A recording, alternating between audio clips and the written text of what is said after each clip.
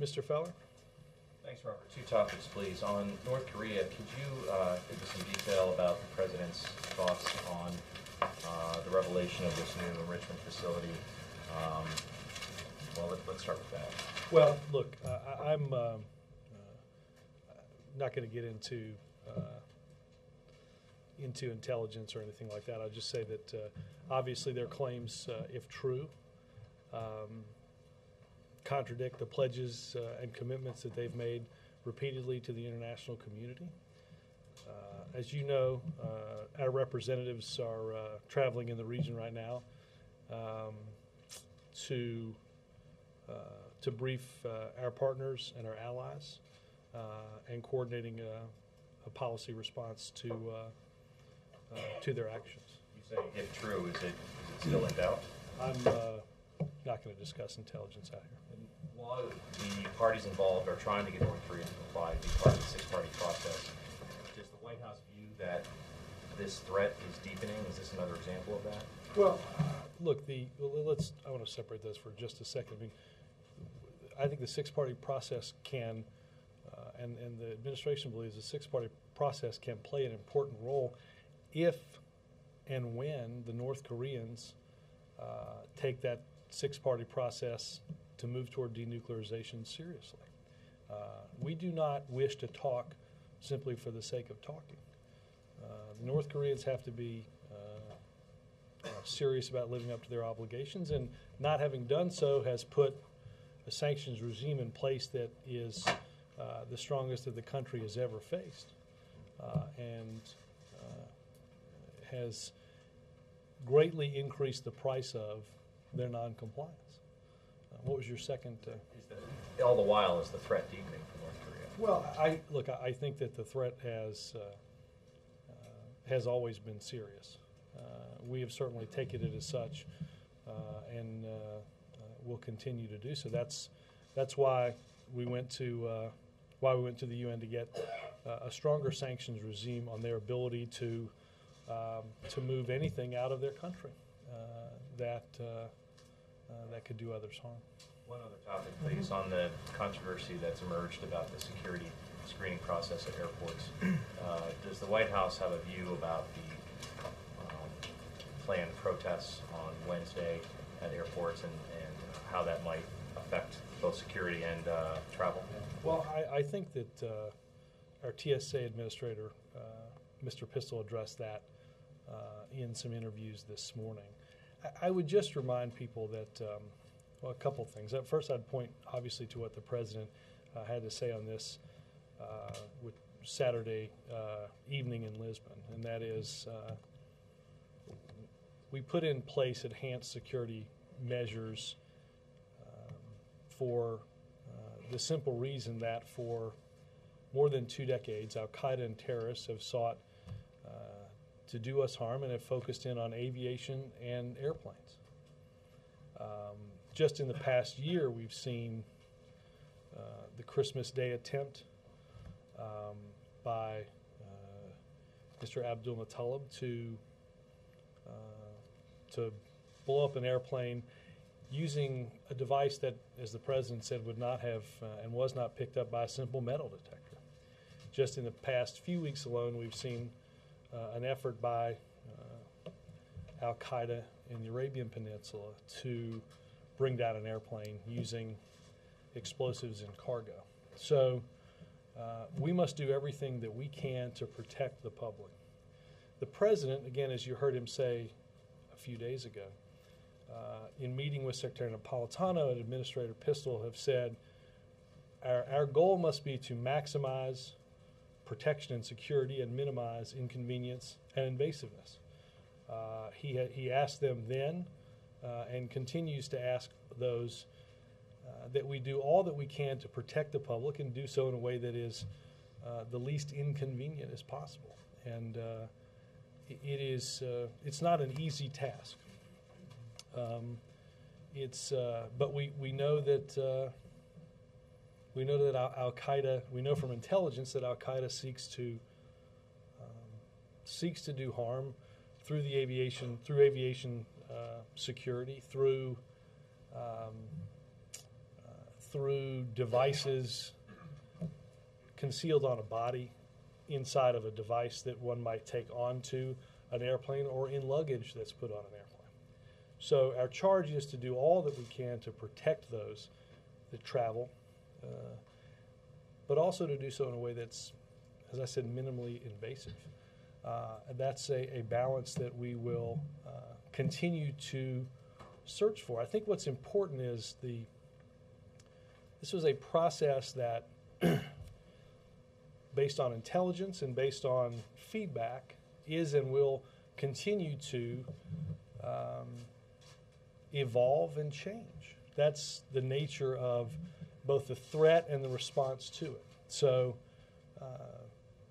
I think that you've been asked, well, will you take into account some of people's concerns or complaints based on medical conditions or how they feel personally about some of this?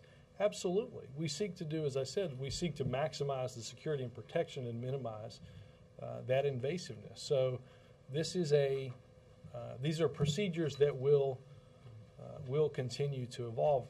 Again, the charge of the TSA is to ensure that when you or I or others get on to an airplane, that we can feel reasonably assured that we can travel safely. And I think that's what the President wants, certainly most of all this around travel for this Thanksgiving holiday. Karen. Robert, what happened between Sunday when the head of the TSA seemed to be signaling no ground on the searches and pat-downs, and Sunday night and this morning when he's talking about the need for some flexibility? Well, look, I don't know that anything in particular happened except, again, I think if you look at what the President's charge has been in a flexible and evolving security process, is to ensure exactly what I just told Ben, that we put the utmost importance on protection, and to do so in a way, have that carried out in a way that is the least inconvenient for those that travel. Again, it's and look, the policies have to evolve. Remember, when we originally, and this is years ago, so I'm going to use a couple of examples. When we originally did TSA screening, you didn't have to take your shoes off. Then someone tried to put a bomb in their shoes, and X-raying shoes was something that was important. Now we've moved, obviously, to something where Mr. Abdul-Muttalib had a device on himself that walking through a metal detector the metal detector's not going to go off. Because of that, we moved to AIT's, Advanced Imaging Technology, to provide security screeners with a better opportunity to detect whether or not somebody's trying to smuggle, again, something concealed on themselves, concealed in what would be a normal device, or in their luggage. I also wanted to ask about START. Do you feel that you've answered Senator Kyle's concerns on this issue, and at what point does it just become a political disagreement? Well, I think, as the President said on Saturday, that we take everyone at their word that they are here to protect and do all that they can to protect the country. The President spoke with Senator Kyle last week. Was that before or after? After. The Vice President continues to speak with senators from both sides of the aisle on trying to move this process forward. Look, if Senator Kyle has questions, we're happy to address them and to meet them. That's an important thing to do in this process. I think it's important if you look at what the series and range of statements that we heard over the course of the weekend from the military, from those retired in the military who had operational roles in our nuclear security, hearing from our allies in NATO, and particularly our allies in Eastern Europe, those closest to Russia and the old Soviet Union, in in saying clearly that ratification of this treaty is in their best interest and our best interest in getting it done quickly. That's, I think, a tremendously important endorsement for those efforts in curtailing the number of deployed nuclear weapons and ensuring an inspection regime as it relates to the Russian nuclear program. Robert, on the TSA rules, when Secretary Clinton was asked yesterday on CBS whether she would submit to this, she laughed and said that she wouldn't want to. How can you ask the rest of the public to follow through on these rules if a senior administration official laughs at them and says she wouldn't do it? I think, Ed, if you go back to look at the course of her interviews, I think she also says that, look, I think we'd all love to live in a world and exist in a place where none of this is required. But as she said, we don't have that luxury because, as I said earlier, that we've known for 2 decades that Al-Qaeda and terrorists of the like have sought to do harm using an airplane inside the aviation, inside the realm of aviation. Look, first and foremost, to avoid something like that, one should go through the AIT. One should go through that screening device in order to be put on a plane. But I think, Ed, what she was saying was, if you look at, we live in a world where, of course, nobody would want to. It would be nice to live in a world where that wasn't necessary. But again, just less than a year ago, we know that somebody got on an airplane with the intent of blowing it up, using a device that would not have been picked up by a metal detector. And that's caused for quite a bit of security concern. So if the regulations are so important now to prevent another Abu Muttalib, why did it take nearly a year to put this system in place? Why didn't it happen in February, March, April? I mean, it happened last Christmas. There are a series of procedures that have been phased in. We have AITs, Advanced Imaging Technology. Those are the machines at, I believe, 69 of roughly 400 or 450 airports throughout the country. Obviously, there has been a process for the construction and the procurement of those machines, but it was not going to happen overnight. We have, and look, I think that as the security system involving pat-downs, as I said earlier, has evolved. It's not something that just started a week or so ago. This is something that has been phased in over a series Real of quick time. on North Korea, various officials like Secretary Gates have said they knew in general North Korea wanted to enrich uranium, but they didn't know about this specific facility. Is that a failure of U.S. intelligence then, that it took the North Koreans to tell the U.S. here it is? I'm not going to get into openly discussing the intelligence on that. We have a new poll on some of these security measures being taken. Nearly half the public says that they're concerned about the health risks possible because of the new scanners, or unsure about the health risks. The administration's position is that there are no health risks. Well, the administration's position, based on studies through the FDA and others, that the imaging technology provides so little in terms of you're exposed. The truth is, greater exposure to sitting in an airplane than you do going through one of those machines. Well, why has the administration failed to convince so many members of the public that there are no health concerns about these new scanners? Jake, I have not seen the poll, but I don't. Well, it's obvious that there are a lot of people who. Let me find. If you have another question, let me try to find this in my paper here, and I think I've got something I think I can talk to you about on that. Okay. And the other question I have also about the TSA is that the public does support, they do care about security, but when there is an intrusion on privacy, they want it to be targeted and justified. You spend a lot of time on the internet. You watch YouTube, and you obviously spend a great deal of time watching cable. Don't you? Less than all that than you might presume. But I'll accept the premise of your question. Do you think, are you confident that the TSA intrusions onto people's privacy have been targeted and justified? Well, I'll say this. We are used to the understanding of a profile that that looks at a range of people, for instance,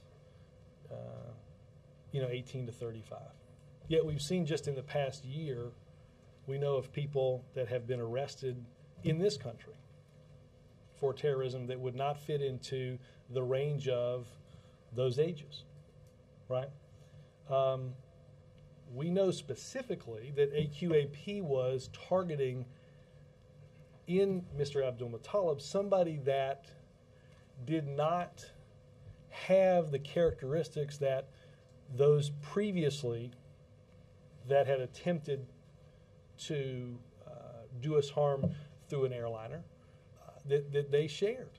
We know that they are continually looking for ways, and I think the cargo example is a very good one, of ways in which they can take something that looks normal or a situation that appears not out of the ordinary to augment that in a way that gets past security and does us harm. So I think what we would normally think of as, okay, these are the characteristics of what might happen. Understand that we have seen and we know about very specific efforts to find people outside of what security might normally be conditioned to look for, right? We know that, I don't think it's an accident that a QAP through Mr. Abdul-Muttalib was seeking to,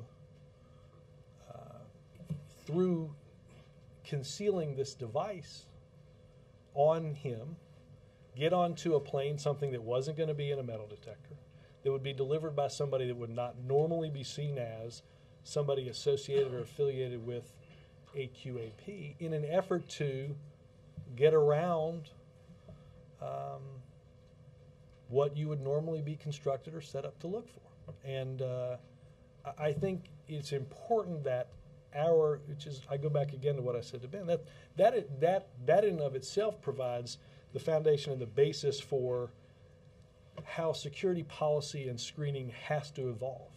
Because the nature of whatever the threat is today is going to be different in 3 to 6 months, because they're going to be trying to find different ways around what's been set up. And I think that goes back again to what Secretary of State Clinton said. Look, we would love, and the President said this, we have an apparatus now that greets us in going into buildings or getting onto an airplane that didn't exist before. And we'd love to go back to a world in which none of that had to exist. But we have to continue to evolve and meet the threat that is out there. You're a parent. The President is a father. There are a lot of parents out there whose children have been subjected to pat-downs, and they've been very upset by it. There have been individuals with medical conditions who have been forced into humiliating situations. Right. This is evolution? Right. No, I think it's important to understand that anybody that's under 12 goes through something much more modified. I would say first and foremost, and I think if the TSA administrator was here, he would say this to you as well. Has all of this been done perfectly? No.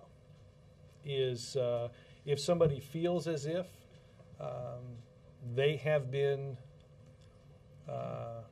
unduly subjected to something that they find to be far more invasive than the line of convenience and security, they should speak to a TSA representative at the airport. Again, without leaning too far into this, Jake, I think it's important that it's not out of the realm of possibility to think that, I'm trying to be somewhat careful here, that those that wish to do people harm via an airplane haven't looked at some of the ways through explosives in devices or luggage or on themselves that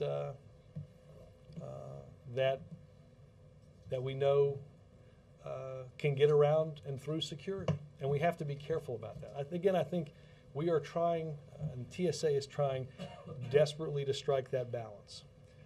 That will evolve, and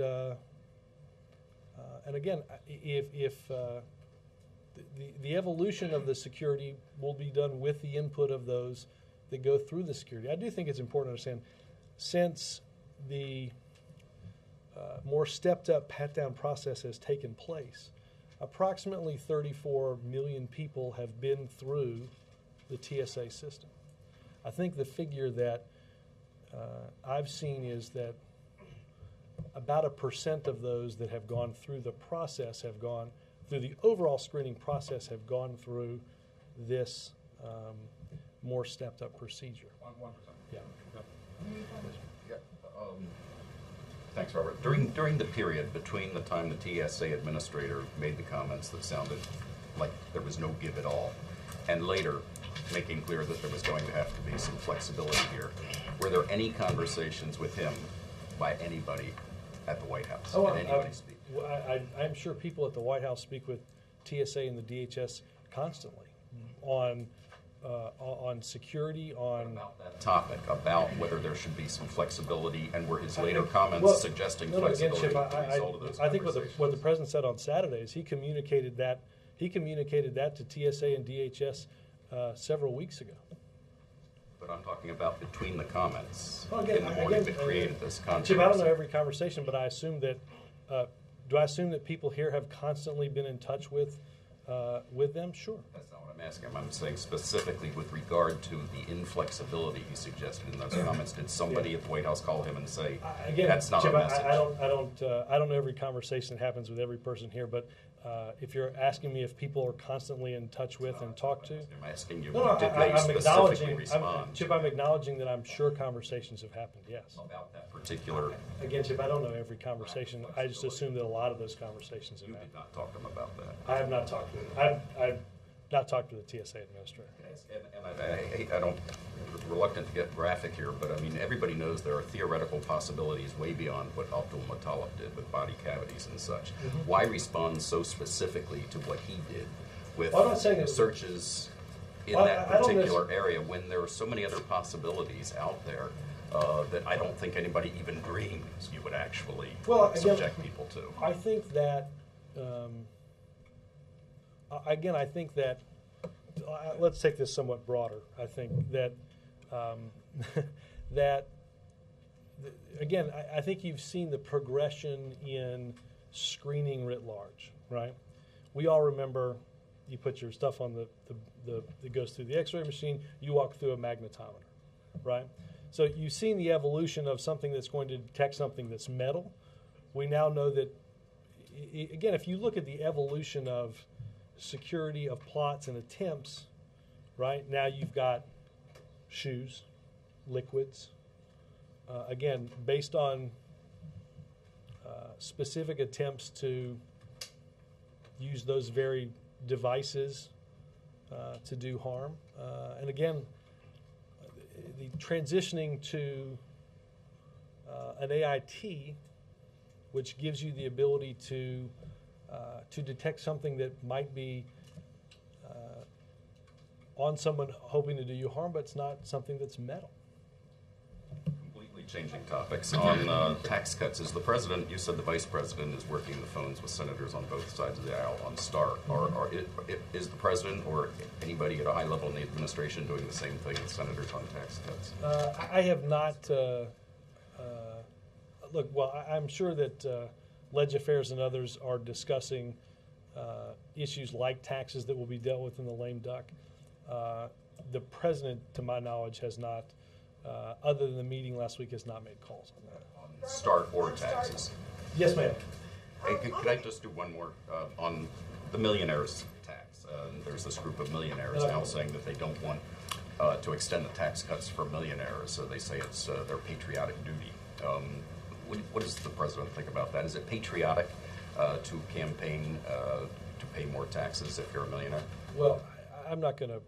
though I'd love to be the spokesperson for Warren Buffett, I'm not going to. I bet that's a good gig. Yes, I know he's slightly above the millionaire threshold. I don't necessarily have anything to add on that except, look, I think you've seen or heard from, again, using Mr. Buffett as an example. I mean, Mr. Buffett is somebody whose marginal tax rate, based on where he derives his income, is, as I think he said before, pays a rate that's far lesser than that of presumably his spokesperson and though he's his spokesperson, than his secretary, because he derives, again, a vast majority of his income from investments rather than from his paycheck. I'll come back over there. Yep. Spenny Hoyer says, not just in light of the Galani verdict. Lynn. Forget you, Lynn. Hold on 1 second. I'll be able to. And in light of the election earlier this month, he says it is, in his way of thinking, impossible that Congress is going to approve the money for federal civilian trials of Guantanamo Bay detainees. Are you willing to basically give up on that idea now? No, I said something different last week. I don't. We've spent the first row here talking about Al Qaeda. We know Al Qaeda uses the prison at Guantanamo Bay as a recruiting effort to seek the participation of those interested in doing us harm because of that. I think to give up on that, we're not giving up on that goal. Conversely, it's almost 2 years into the president's administration. You haven't been able to close it. Are you willing to commit to closing it in 2011? I'm willing to commit to closing it as soon as possible to close it. Any way you can put any possible time frame on that? No, I think I said last week that no one expects this to be easy, but I know that the president has not and will not give up on the goal. Ms. Sweet?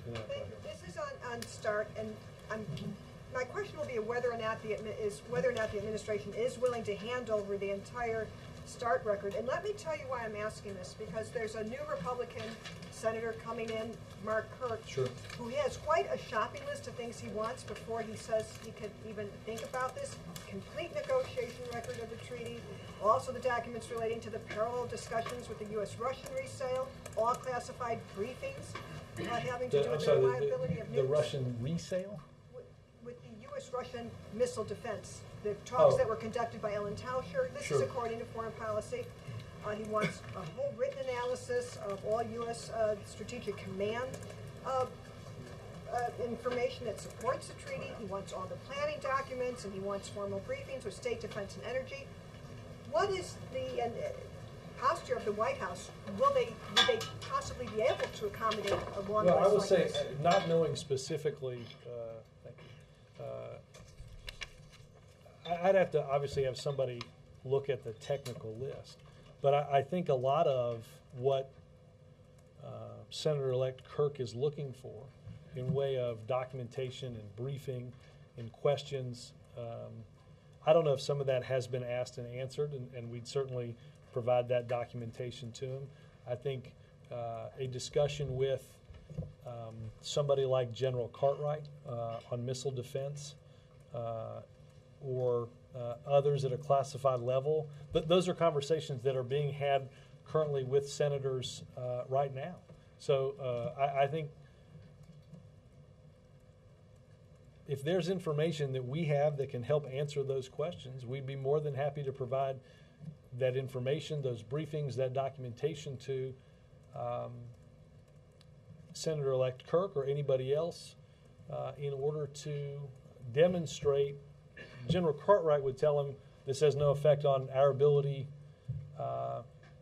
to conduct our own missile defense activities. And I think a pretty good example of that is NATO agreeing to the president's phased adaptive approach to protect Europe at a meeting that saw the Russians ultimately participate in. At the same time, they are arguing, people like the head of NATO are arguing for ratification of the treaty. So, look, I think, I don't know if Senator-elect Kirk has talked to anybody on the national security staff here, but I don't doubt that if he hasn't, that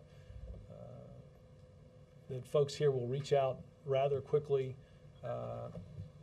to provide information that he thinks is necessary. Is it accurate that so far that some senators have, that the White House has refused, or various entities in the administration has refused to turn over the negotiating record?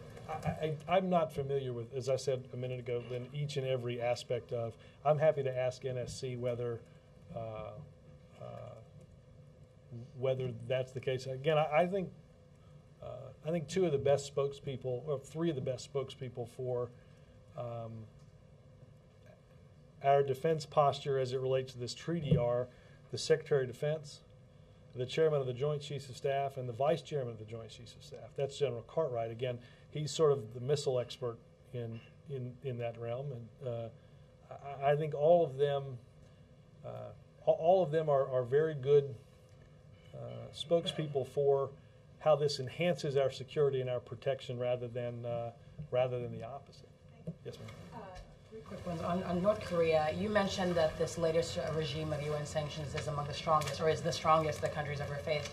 Well, then, is there concern that these sanctions haven't been strong enough or worked well enough to prevent this facility from Well, them? without getting into the timing of the facility, the sanctions that were put on North Korea and hinders greatly its ability to move product outside of the country are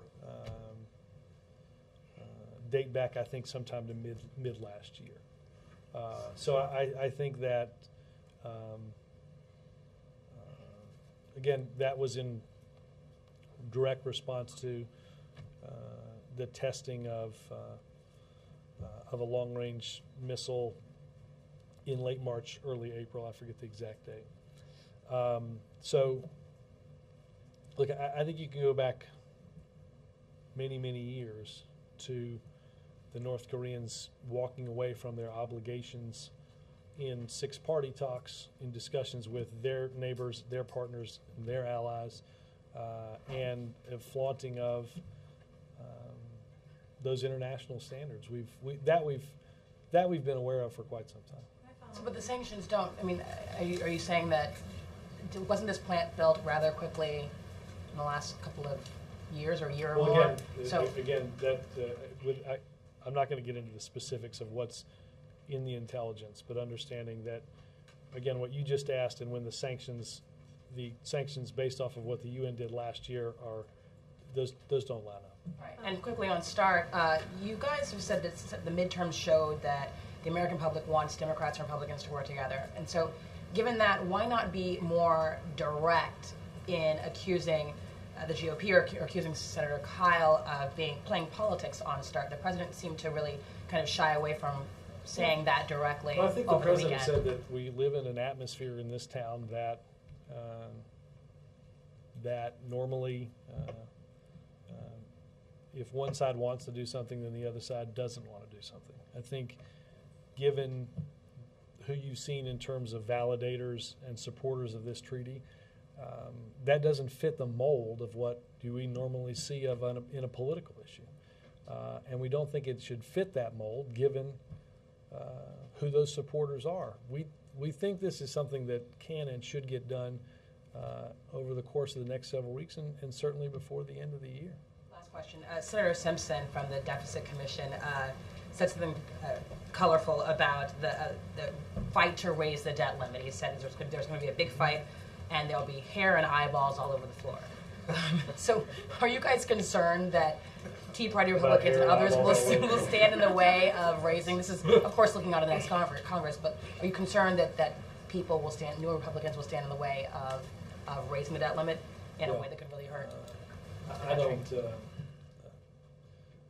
I think we've got a ways to go before we get to the situation and the scene that former Senator Simpson describes. I would point you to what I think the incoming House Speaker said last week. It's an issue that we're going to have to deal with, and we're going to have to deal with, I think his words were, as adults. We understand that we did not get into a debt crisis in the last year or 2 years, that this is something that has built up for many, many, many years. And we have to deal with that and put ourselves back on a path towards some fiscal sustainability. Can I follow up, Chip? You're such a gentleman, Robert, but you didn't answer his basic question, which is a very serious question. If somebody's hiding explosives in a body cavity, do these machines pick that up? And also, the other thing... You got to understand that I am... let me give you two answers. One, I think it is very safe to say that as the threat has evolved, our screening process has had to and has evolved. I think you can understand why I would not want to get into the intricacies of exactly what would be detected, how and when, because we do know that those that want to get around those procedures watch what it is we do and what we say. But are you saying at this point, people under suspicion, if they're hiding something in the body cavity, it can be detected by the computer? I'm saying that in order to address the most up-to-date threats possible, we have instituted the very best in technology and in screening efforts in order to detect that threat. What's wrong with the Israeli system where they're questioning people before they even get close to the gate? Well, I would point out that I think the Israelis have, I think it's 2 airports or 2 international airports. I think that's right.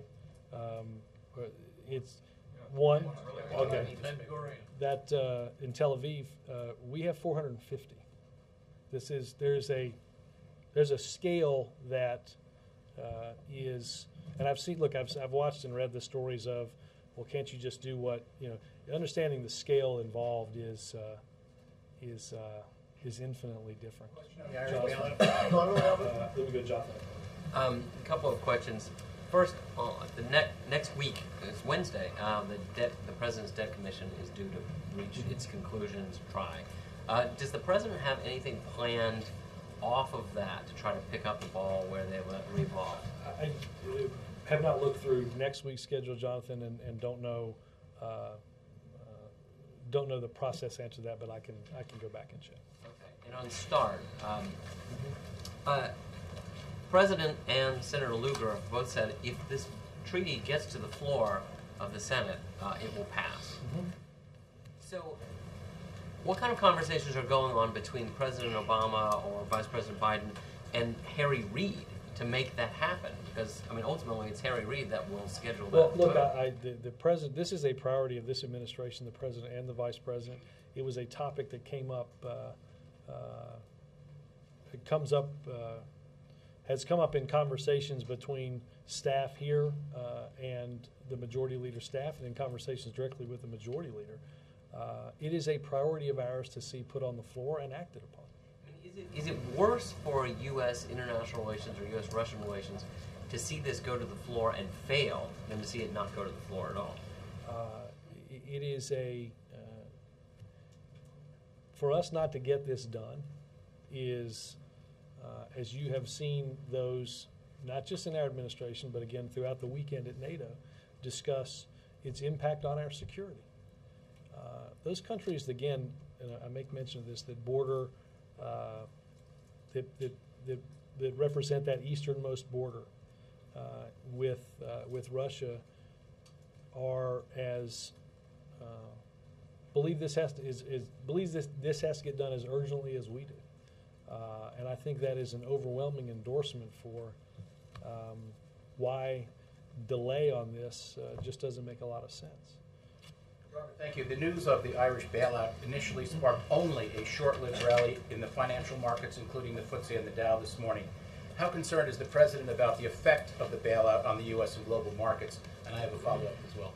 Well, look, we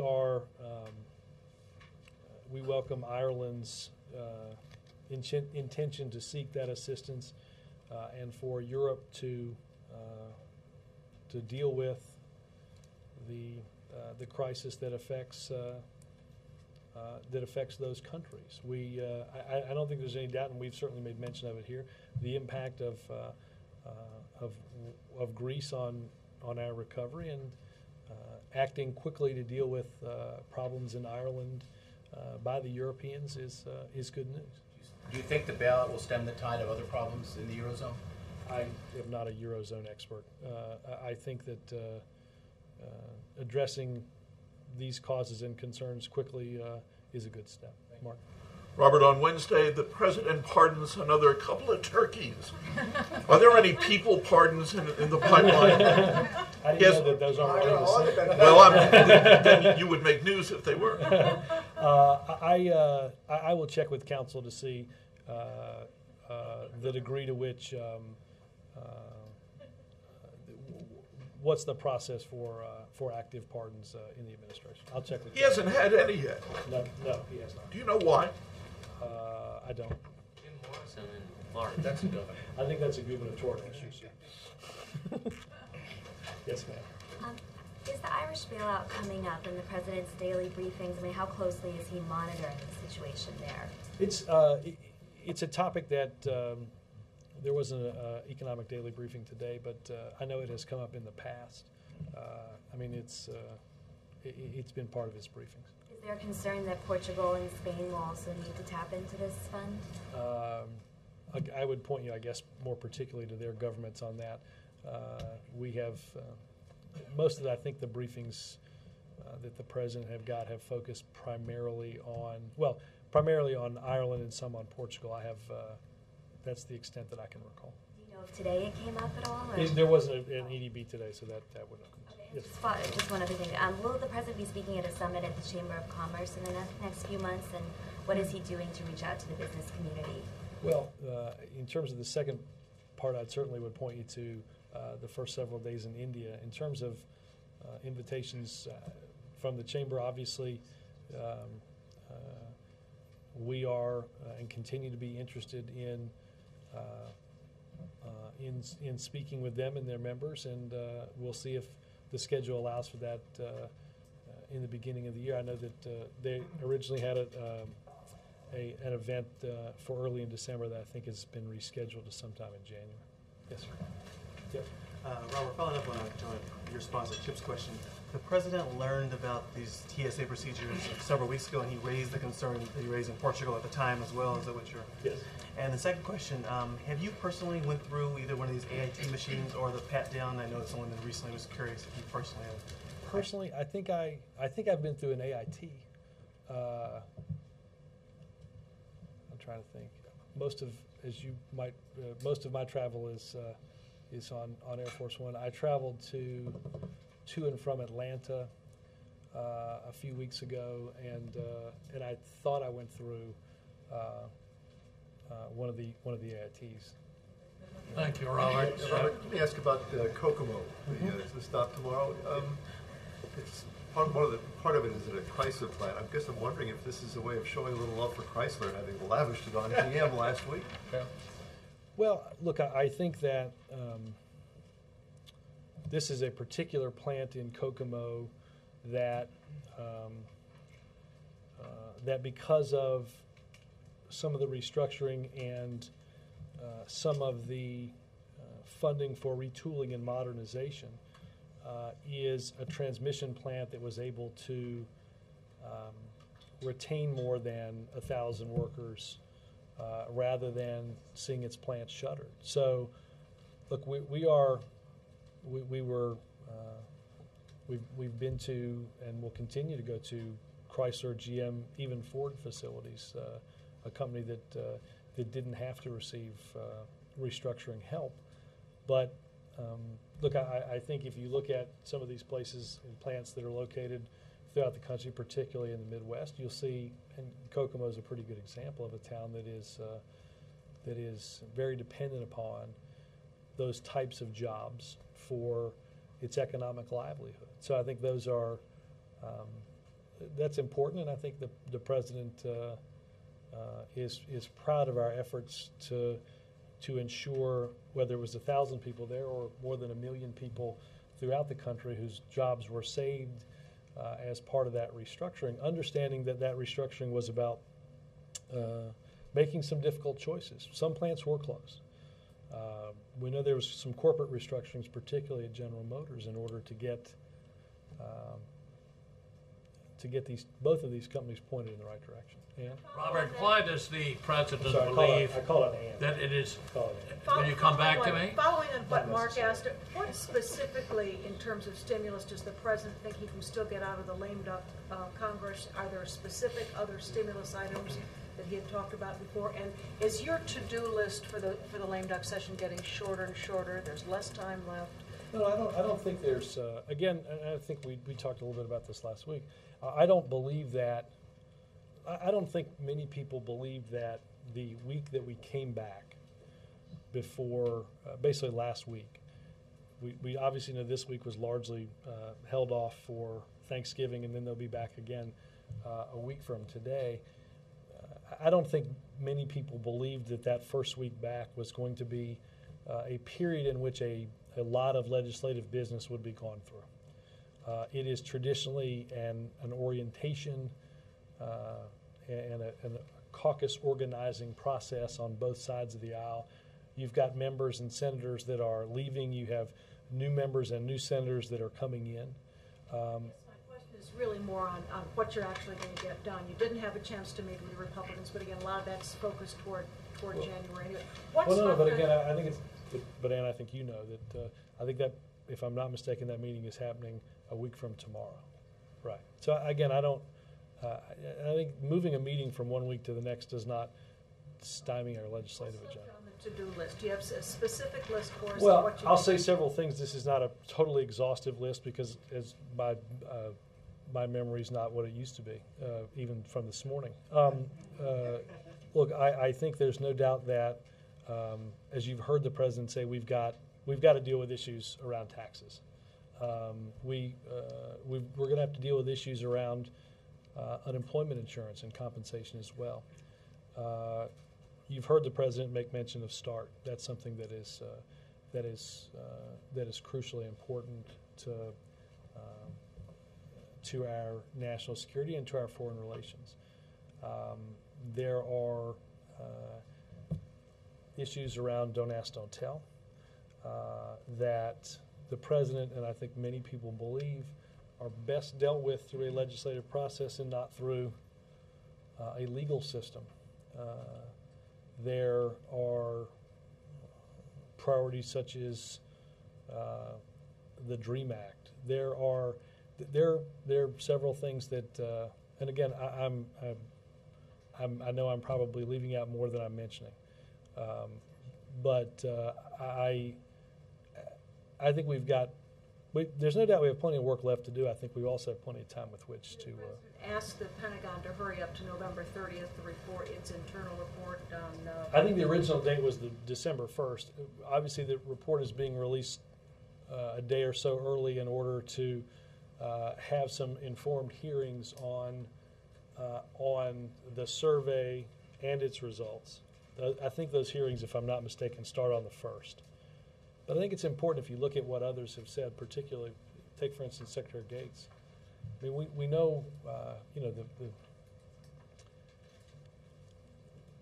we can do this legislatively. The House has done this. The Senate can do this. Do this legislatively, which provides an avenue with which to implement the policy. A court doing this is not likely to provide the Pentagon and others with a pathway for doing this. And I think in order to do this in a way that the President and others want to see, that doing this legislatively is the best way to do this. Yeah. Thanks, Robert. Robert, on two separate issues. One, there's such a focus on security at airports. You talked about how the terrorists are focusing in on using airlines as some of their ways to commit terror. But what about this country's rail system? What about the security for rail? I mean, we saw in London in the tube, we saw Spain on the rail system there. What about the nation's rail system and subway system in major cities? Without getting again into a lot of detail about what's out there, I think, let me say this, I think to presume that only aviation security is a priority is not the case. Obviously, there's passenger rail, there's cargo rail, there's a whole host of different ways in which we know terror can be brought into this country. Aviation is not the only thing that we are concerned about. We know that I think, if I'm recalling correctly, the plot that Mr. Zazi was planning had dealt specifically with some aspects of transportation beyond that of airports. The only reason I mention airports is, again, we know for quite a long period of time this has been a focus of Al Qaeda and its affiliates. I'm not finished. But is Amtrak working along? I'm talking about passenger rail, because some of these corridors, particularly the East Coast corridor into Washington, is very sensitive. Right. Is there any pushback from Amtrak? Is this administration working with Amtrak to try to work something out to enforce security on their rail system? Passenger rail? I don't have a lot of this stuff in front of me, April, but I can assure you, and I would contact both DHS and Amtrak to discuss, in particular, regional, transcontinental passenger rail, all that sort of thing. All right, and also on my other issue that I wanted to ask, the midterms are over. You said expect change after the midterms as far as administration staff. Are we expecting to hear some names being dropped of new moves, and are you going to stand at that podium much longer? Well, I'm going to be out here to answer a few more questions. How much longer? I don't know. It's a good question, Lester. Do you have anything to do? Yes, I do. Hold on. Let me answer April's question. Let me answer. You'll come back. Not necessarily. Why not? Because there's a whole group of people, and I think I called on you just last week. Last week? Yes. Well, we haven't briefed since then, Lester. For goodness sakes. But Hold on. one on the front here for Lester? 8 questions. Lester, let me answer the question that's been posed to me. I'm going to pick on some other people, not necessarily. April, in terms of the reorganization, obviously that's something that the Chief of Staff, the President, and others are continuing to work on. I don't have a timeline for when any of those announcements would be made. So Glenn? what about you? Are you going to leave us? I have spent very little time working on that. Glenn? Robert, about a week ago, a freshman Republican congressman named Andy Harris from Maryland stood up apparently in a benefits session in the House and complained about how the time it would take, 28 days, for his government-subsidized health insurance to kick in. Do you think there is some element? Irony alert. Yes. Do you think there is, some progressive groups have called for House members who want to repeal the health reform law to renounce their health insurance? Do you think there's an element of hypocrisy here, and do you think it would be a wise idea for them to do that? I do think there seems to be an element of understanding the role that health insurance plays in the security of families, regardless of their economic lot in life.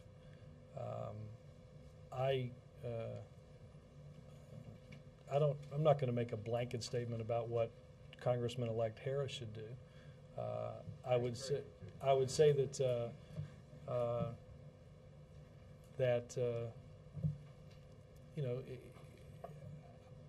I think it's probably a pretty good demonstration of the fact that the rhetoric of what people say either throughout political debates or in campaigns, and the reality of how something like that impacts their lives is apparently quite different just in this example alone. I think I think he's going to have to reconcile with himself the notion of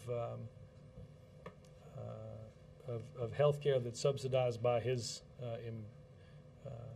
subsidized by the American people and his statements surrounding that. I think it presents a particularly interesting dilemma for those that have castigated that in the past. Do you think Robert Ondo, do you think it's hypocritical? I would agree with you. I think you think it is. So, yes. Back on Don't Ask, Don't Tell. The Service Chief of the Navy recently praised the Pentagon report and said he's eager to see what happens with the Hill with regard to repeal. But the remaining 3 service chiefs, they're all on the record saying they want to wait for the report to come out before Congress takes action. Correct. Does the President anticipate that once this report comes out, those service chiefs will be on board in favor of repeal? I think the service chiefs, as I understand it, are meeting with the chair of the Joint Chiefs and with the secretary as we get closer to this report coming out in order to discuss where they are based on that survey. The president has not yet seen that survey, so I don't want to presume whether based on those results that would change their opinion or not. And I think it's best not to get too far down the road on commenting on that until we get a chance to personally see the substance. What's not the purpose of the study, though? You've said the president has supported repeal since you've known him, and the president has said he wants to work with military leaders. You're going to say the Union address. He said he wants to work with military leaders to get them on board with repeal. So, what's the point of this report if not to get those service chiefs on? Well, I'm not saying that it won't. I'm just saying I think the original question you asked me is, would that report change their mind? I haven't seen the report. The president hasn't seen that report, and neither of us have had an opportunity to talk with the chiefs. That's not to say that it won't. That's not to say that, and quite frankly, that's not to say whether you have unanimous agreement or not that the policy. Look, the president is on. The president is known where people have stood on this policy for as long as he's supported changing that policy. So I think it will be important to, again, view the attitudes, to view and to use those attitudes to craft a pathway to implementing a changed legislative policy. That's what the president has advocated through this process. Again, I can't. We may have a better sense of that when we get an opportunity to talk to those that have seen the report and get a chance to look at that report ourselves. Has the president had conversations directly with the service chiefs to get them on favor of legislative repeal during the lame duck session of Congress? I know the president has spoken previously with the service chiefs on this subject, and I expect that as this report is finalized and released, that he'll have an opportunity to speak directly with the chair, the vice chair, and the service chiefs as this process moves forward. Thanks, guys. Thank you.